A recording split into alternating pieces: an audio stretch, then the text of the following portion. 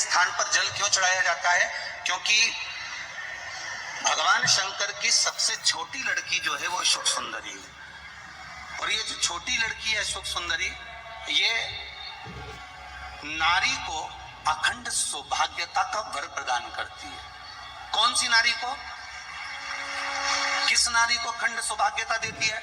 तो महाराज शास्त्र कहता है, जिस नारी के भाग्य में लिखा होता है कि इसको वैधव्य होना है, इसके पति को समाप्त होना है, अगर वो नारी अशोक सुंदरी वाली जगह पर जल चढ़ा देती है तो पति पर अगर काल भी मंडरा रहा होता है तो मां अशोक सुंदरी महाकाल से कहकर काल को टाल देती है। वो अशोक सुंदरी का शास्त्र कहता है,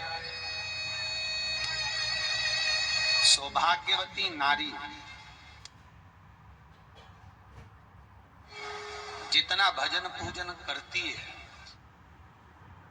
सौभाग्यवती नारी जितना भगवत नाम स्मरण करती है, भगवत पूजन करती है, व्रत करती है, साधना करती है, तप करती है, पूजन करती है, पाठ करती है, आराधना करती है, अर्चना करती है,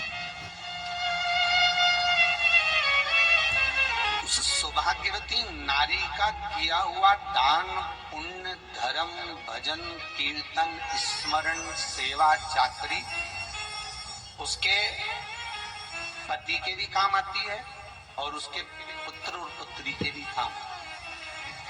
एक सौभाग्यवती नारी के द्वारा किया, आवाज पकड़ रहा है, एक सौभाग्यवती नारी के द्वारा किया गया भजन, पूजन, स्मरण, संकीर्तन, नाम जाप, नाम कीर्तन उसके पति के भी काम आया और उसके बच्चों के भी काम आया। देखिए कितना सुंदर शिव महापुराण में चरित्र आया है वृंदा देवी का, कि वृंदा जितना नाम जाप करती है, वृंदा जितना नाम भजन करती है, वृंदा जितना नाम स्मरण करती है, उसके पति को उसका लाभ है।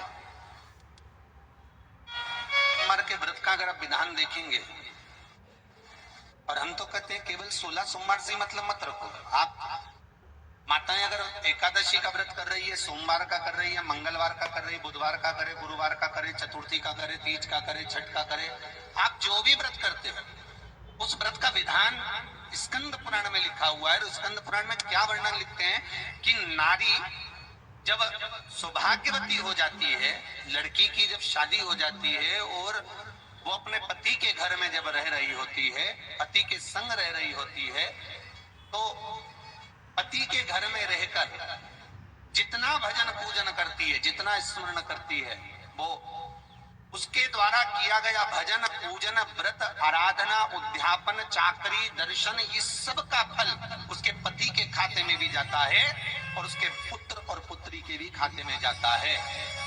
पर उसमें एक बात का विशेष ध्यान रखना, स्कंद पुराण कहती है कि आप व्रत को उठाएं। आपने व्रत उठाया, कहाँ उठाया? पति के घर से उठाया, ठीक है। आपने व्रत उठाया सोमवार का, 16 सोमवार का, पशुपतिनाथ का, या गुरुवार का, या मंगलवार का, या बुधवार का, जो भी व्रत आपने उठाया वो पति के घर से उठाया। अब आपका फर्ज क्या है कि व्रत आप अगर कर रही हो तो पति के घर का ही अन्न, पति के घर का ही जल,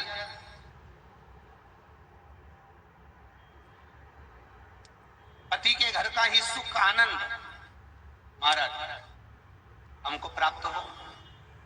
अगर व्रत करने के दिन मालूम पड़े आपने कोई तीज का व्रत, छठ का व्रत, चतुर्थी का कोई विशेष खास जो व्रत होता है, 16 सोमवार का व्रत, पशुपति व्रत, और आप अपने मायके चली गई और मायके का अन्न जल आपने ग्रहण किया, मायके का प्रसाद ले जाकर, मायके की थाली ले जाकर, मायके का पूजन का सामान ले जाकर आपने भगवान की आराधना करी, तो स्कंद पुराण कहती है वो स्वीकृत नहीं होता, क्योंकि विवाह होने के बाद गोत्र बदल जाता है। उस गोत्र का अन्न चाहिए, उस गोत्र का भाग चाहिए। लगने लगे कि हाँ बहुत कष्ट है, कर्जा भी बढ़ गया, तकलीफें भी बढ़ गई, बहुत दुख भी बढ़ रहा है, कहीं परिवार सही नहीं चल रहा है, तो प्रयास करते रहा करो। हफ्ते में एक बार एक चावल का दाना जल के पात्र में डाल लिया, एक काली मिर्च जल के पात्र में डाल ली, और उस जल को ले गए, थोड़ा सा चंदन का छींटा डाल दिया, ले जाकर शिव जी को समर्पित कर दिया। शंकर को जल चढ़ाने के लिए 5 स्थान हैं जहां शिव को जल चढ़ाया जाता है और शंकर उस जल को स्वीकार करते हैं, जिसको पंचगंगा कहा गया। 5 स्थान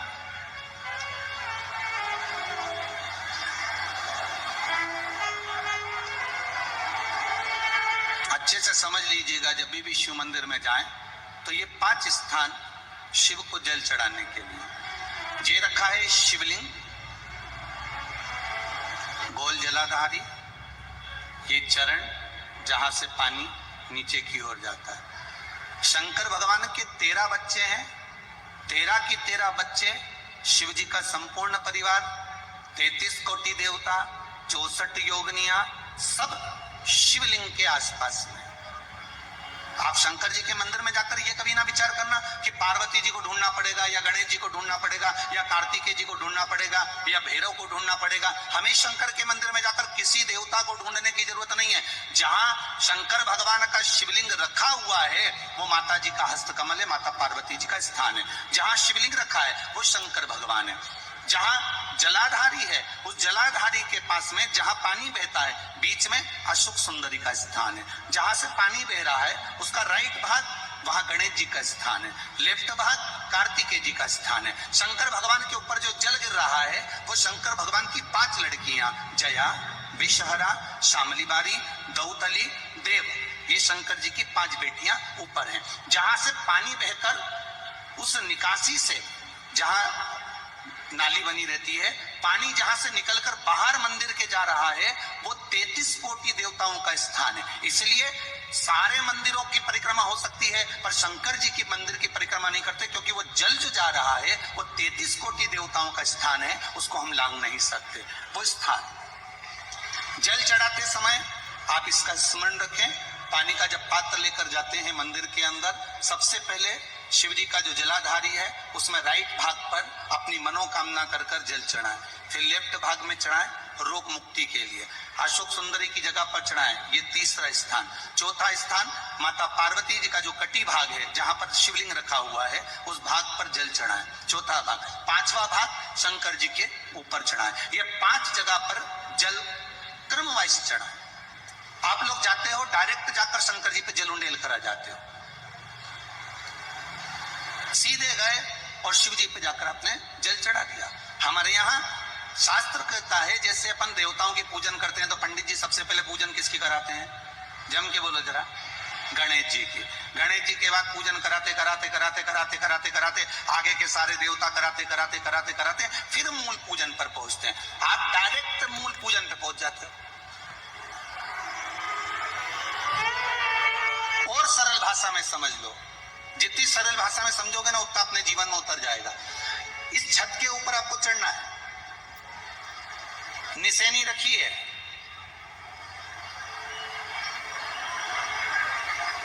पाए लगे हुए हैं, आप कैसे चढ़ोगे? एक एक पाए पर पांव रखकर चढ़ोगे कि डायरेक्ट पहला पे रखोगे और आखिरी पर? जम के बोलिए जरा, एक एक पाए पर पांव रखोगे ना कि धीरे धीरे हमको चढ़ना है। उसी तरह शिव मंदिर में पहुंचने के बाद पहला गणेश स्थान, कार्तिकेय स्थान,